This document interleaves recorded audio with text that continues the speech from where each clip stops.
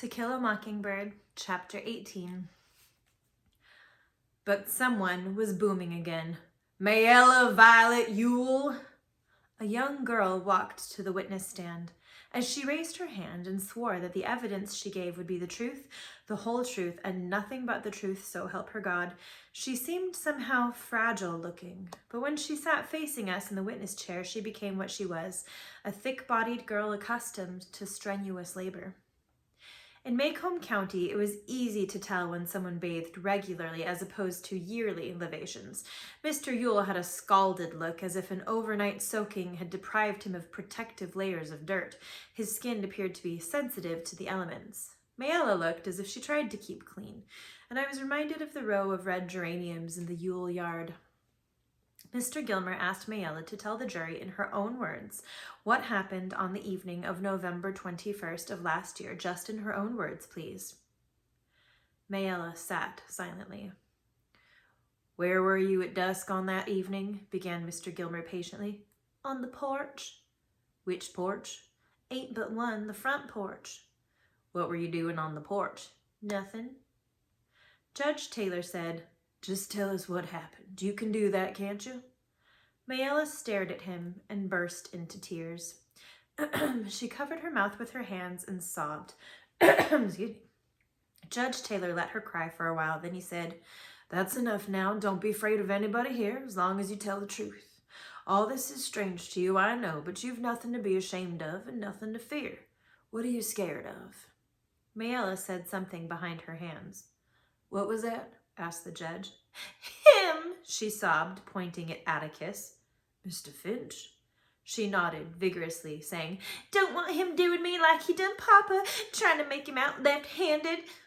Judge Taylor scratched his thick white hair. It was plain that he had never been confronted with a problem of this kind. How old are you? He asked. 19 and a half, Mayella said.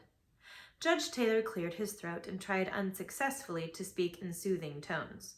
Mr. Finch has no idea of scaring you, he growled, and if he did, I'm here to stop him. That's one thing I'm sitting up here for. Now, you're a big girl, so you just sit up straight and tell us what happened to you. You can do that, can't you? I whispered to Jem, Has she got good sense? Jem was squinting down at the witness stand. Can't tell yet, he said. She's got enough sense to get the judge sorry for her, but she might be just, I don't know. Mollified, Mayella gave Atticus a final terrified glance and said to Mr. Gilmer, Well, sir, I was on the porch, and he came along, and you see there was this old chifferobe in the yard Papa had brought in to chop up for kindling. Papa told me to do it when he was off in the woods, but I wasn't feeling strong enough then, so he came by. Who is he? Mayella pointed to Tom Robinson. I'll have to ask you to be more specific, please, said Mr. Gilmer. The reporter can't put gestures down very well. That and yonder, she said. Robinson. Then what happened? I said, Come here, Negro, and bust up this chifferobe for me. I got a nickel for you. He could have done it easy enough. He could. So he come in the yard, and I went in the house to get him the nickel, and I turned around, and before I knew it, he was on me. Just run up behind me, he did. He got me round the neck, cussing me and saying dirt. I fought and hollered, but he had me round the neck. He hit me again and again. Mr. Gilmer waited for Mayella to collect herself. She had twisted her handkerchief into a sweaty rope. When she opened it to wipe her face, it was a mass of creases from her hot hands. She waited for Mr. Gilmer to ask another question, but when he didn't, she said, He chunked me on the floor and choked me and took advantage of me. Did you scream? Asked Mr. Gilmer. Did you scream and fight back? Reckon I did, hollered for all I was worth, kicked and hollered loud as I could. Then what happened? I don't remember too good, but next thing I knew, Papa was in the room, a-standing over me, hollering, Who done it? Who done it? Then I sort of fainted, and the next thing I knew, Mr. Tate was pulling me up off of the floor and leading me to the water bucket. Apparently, Mayella's recital had given her confidence, but it was not her father's brash kind. There was something stealthy about hers, like a steady-eyed cat with a twitchy tail. You say you fought him off hard as you could? Fought him tooth and nail? Asked Mr. Gilmer. I positively did, Mayella echoed her father. You are positive that he took full advantage of you? Mayella's face contorted, and I was afraid that she would cry again. Instead, she said, He done what he was after. Mr. Gilmer called attention to the hot day by wiping his head with his hand. That's all for the time being, he said pleasantly, but you stay there. I expect big bad Mr. Finch has some questions to ask you. State will not prejudice the witness against counsel for the defense, murmured Mr. Judge Taylor primly. At least not at this time. Atticus got up grinning, but instead of walking to the witness stand, he opened his coat and hooked his thumbs in his vest. Then he walked slowly across the room to the windows. He looked out, but didn't seem especially interested in what he saw. Then he turned and strolled back to the witness stand. From long years of experience, I could tell he was trying to come to a decision about something. Miss Mayella, he said, smiling, I won't try to scare you for a while, not yet. Let's just get acquainted. How old are you? Said I was 19, said it to the judge yonder. Mayella jerked her head resentfully at the bench. So you did, ma'am. You'll have to bear with me, Miss Mayella. I'm getting along and can't remember as well as I used to. I might ask you things you've already said before, but you'll give me an answer, won't you? Good. I could see nothing in Mayella's expression to justify Atticus's assumption that he had secured her wholehearted cooperation. She was looking at him furiously. Won't answer a word you say long as you keep mocking me, she said. Ma'am? Asked Atticus, startled. Long as you keep on making fun of me. Judge Taylor said, Mr. Finch is not making fun of you. What's the matter with you? Mayella looked from under lowered eyelids at Atticus, but she said to the judge, Long as he keeps on calling me ma'am and saying Miss Mayella, I don't have to take his sass. I ain't called upon to take it. Atticus resumed his stroll to the windows and let Judge Taylor handle this one. Judge Taylor was not the kind of figure that ever evoked pity, but I did feel a pang for him as he tried to explain. That's just Mr. Finch's way, he told Mayella. We've done business in this court for years and years, and Mr. Finch is always courteous to everybody. He's not trying to mock you. He's trying to be polite. That's just his way. The judge leaned back. Atticus, let's get on with these proceedings and let the record show that the witness has not been sassed, her views to the contrary. I wondered if anybody had ever called her ma'am or Miss Mayella in her life. Probably not, as she took offense to routine courtesy. What on earth was her life like? I soon found out. You say you're 19, Atticus resumed. How many sisters and brothers have you? He walked from the window back to the stand. 7, she said, and I wondered if they were all like the specimen I had seen on the first day I started to school. You the eldest? The oldest? Yes. How long has your mother been dead? Dunno. Long time. Did you ever go to school? Read and write as good as Papa yonder. Mayella sounded like a Mr. Jingle in a book I had been reading. How long did you go to school? 2 year, 3 year, I dunno. Slowly but surely, I began to see the pattern of Atticus's questions. From questions that Mr. Gilmer did not deem sufficiently irrelevant or immaterial to object to, Atticus was quietly building up before the jury a picture of the Yules' home life. The jury learned the following things. Their relief check was far from enough to feed the family, and there was strong suspicion that Papa drank it up anyway. He sometimes went off in the swamp for days and came home sick. The weather was seldom cold enough to require shoes, but when it was, you could make dandy ones from strips of old tires. The family hauled its water in buckets from a spring that ran out at one end of the dump. They kept the surrounding area clear of trash. And it was everybody for himself as far as keeping clean went. If you wanted to wash, you hauled your own water. The younger children had perpetual colds and suffered from chronic ground itch. There was a lady who came around sometimes and asked Mayella why she didn't stay in school. She wrote down the answer. With 2 members of the family reading and writing, there was no need for the rest of them to learn. Papa needed them at home. Miss Mayella, said Atticus in spite of himself, a 19-year-old girl like you must have friends. Who are your friends? The witness frowned as if puzzled. Friends? Yes, don't you know anyone near your age or older or younger? Boys and girls, just ordinary friends. Mayella's hostility, which had subsided to a grudging neutrality, flared again. You making fun of me, Mr. Finch? Atticus let her question answer his. Do you love your father, Miss Mayella? Was his next. Love him? What you mean? I mean, is he good to you? Is he easy to get along with? He does tolerable, except when... Except when? Mayella looked at her father, who was sitting with his chair tipped against the railing. He sat up straight and waited for her to answer. "Except when nothing," said Mayella. "I said he does tolerable." Mr. Yule leaned back again. "Except when he's drinking?" Atticus asked so gently that Mayella nodded. "Does he ever go after you?" "How you mean?" "When he's riled. Has he ever beaten you?" Mayella looked around, down at the court reporter, up at the judge. "Answer the question, Miss Mayella," said Judge Taylor. "My pa's never touched a hair of my head in my life," she said firmly. "He never touched me." Atticus's glasses had slipped a little, and he pushed them up on his nose. "We've had a good visit, Miss Mayella, and now I guess we'd better get to the case. You say you asked Tom Robinson to come chop up what was it?" "A chifforobe, an old dresser full of drawers on one side." "Was Tom Robinson well known to you?" "What do you mean?" "I mean, did you know who he was, where he lived?" Mayella nodded. "I knowed who he was. He passed the house every day." "Was this the first time you asked him to come inside the fence?" Mayella jumped slightly at the question. Atticus was making his slow pilgrimage to the windows, as he had been doing. He would ask a question, then look out, waiting for an answer. He did not see her involuntary jump, but it seemed to me that he knew she had moved. He turned around and raised his eyebrows. He began again. "Yes, it was." "Didn't you ever ask him to come inside the fence before?" She was prepared now. "I did not. I certainly did not." "One did not's enough," said Atticus serenely. "You never asked him to do odd jobs for you before?" "I mighta," conceded Mayella. "There were several Negroes around." "Can you remember any other occasions?" "No." "All right, now to what happened. You said Tom Robinson was behind you in the room when you turned around, that right?" "Yes."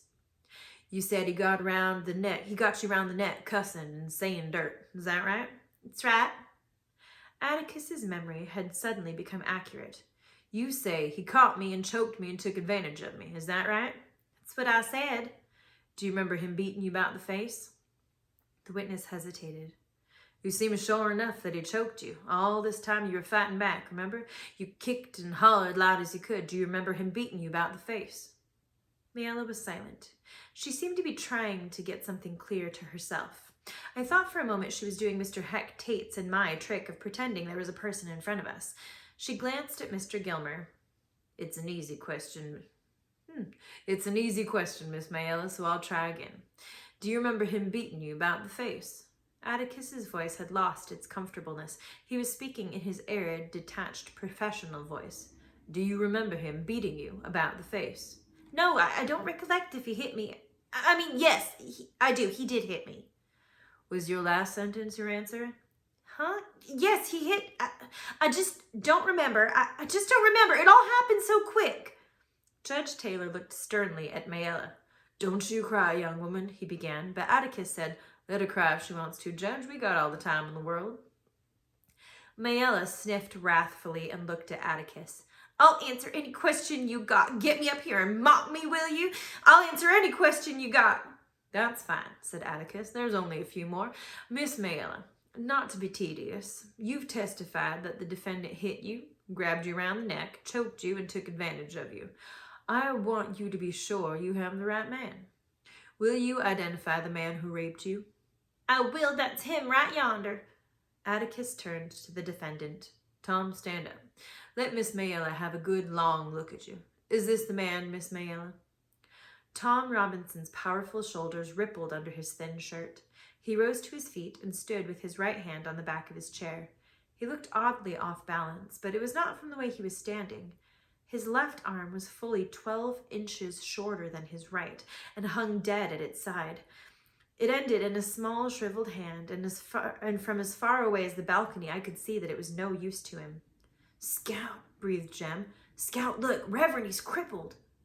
Reverend Sykes leaned across me and whispered to Jem, "You got a cotton gin. Caught it in Mr. Dolphus Raymond's cotton gin when he was a boy. Liked to bled to death. Tore all the muscles loose from his bones."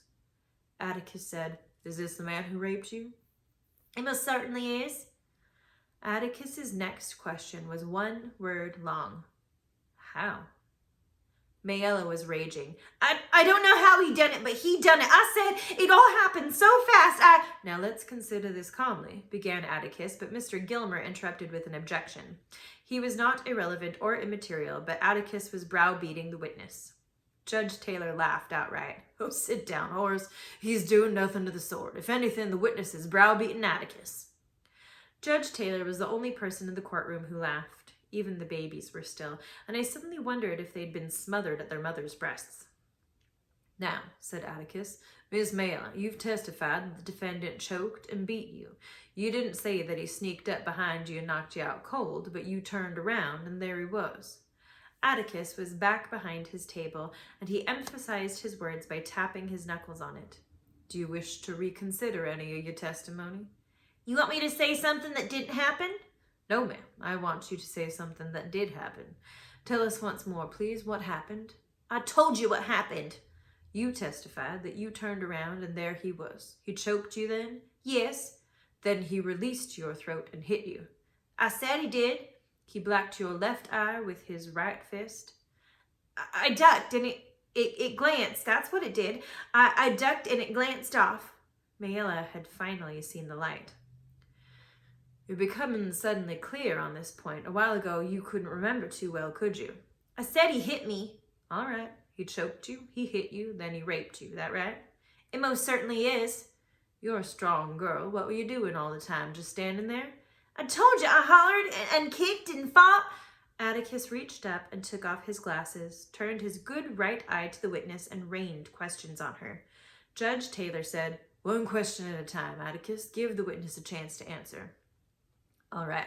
Why didn't you run? I tried to. Tried to? What kept you from it? He slung me down. That's what he did. He slung me down and got on top of me. You were screaming all this time? I certainly was. Then why didn't the other children hear you? Where were they? At the dump?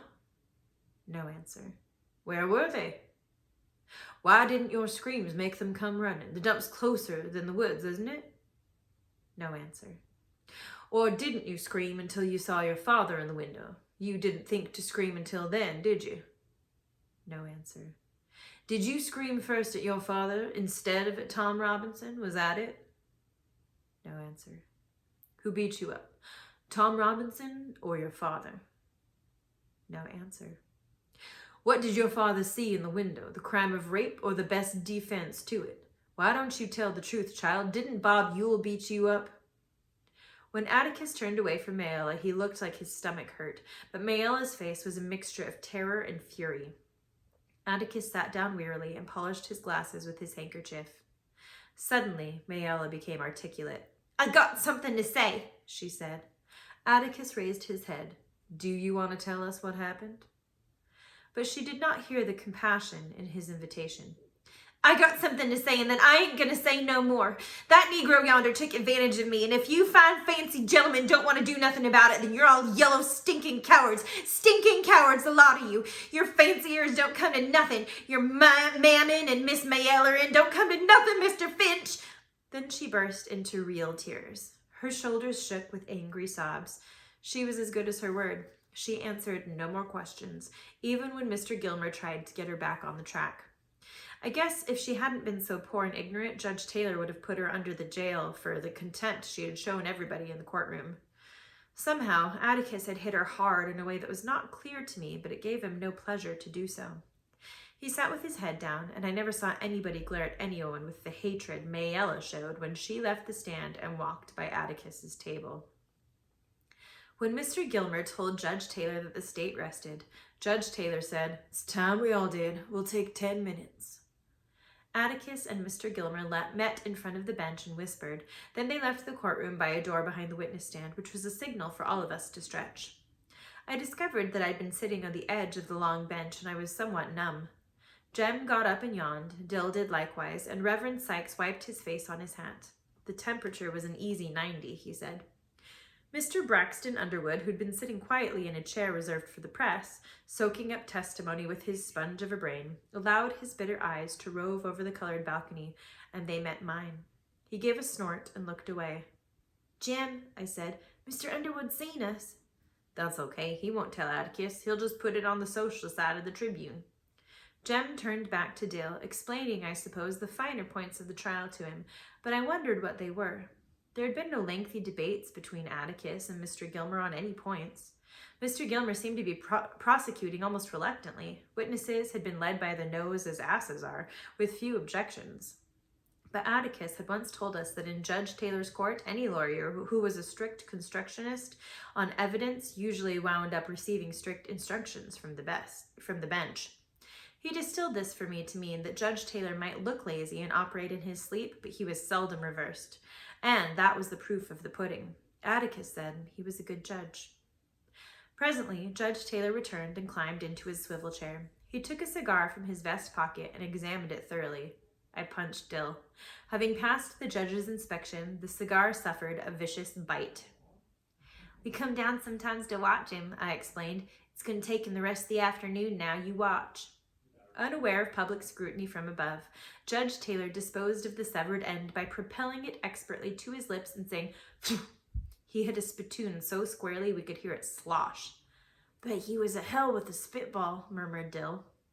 As a rule, recess meant a general exodus, but today people weren't moving. Even the idlers who had failed to shame younger men from their seats had remained standing along the walls.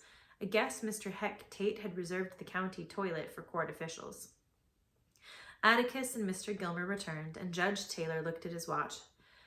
"It's getting on to 4, he said, which was intriguing, as the courthouse clock must have struck the hour at least twice. I had not heard it or felt its vibrations. "Shall we try to wind up this afternoon?" asked Judge Taylor. "How about it, Atticus?" "I think we can," said Atticus. "How many witnesses you got?" "1. "Well, call it."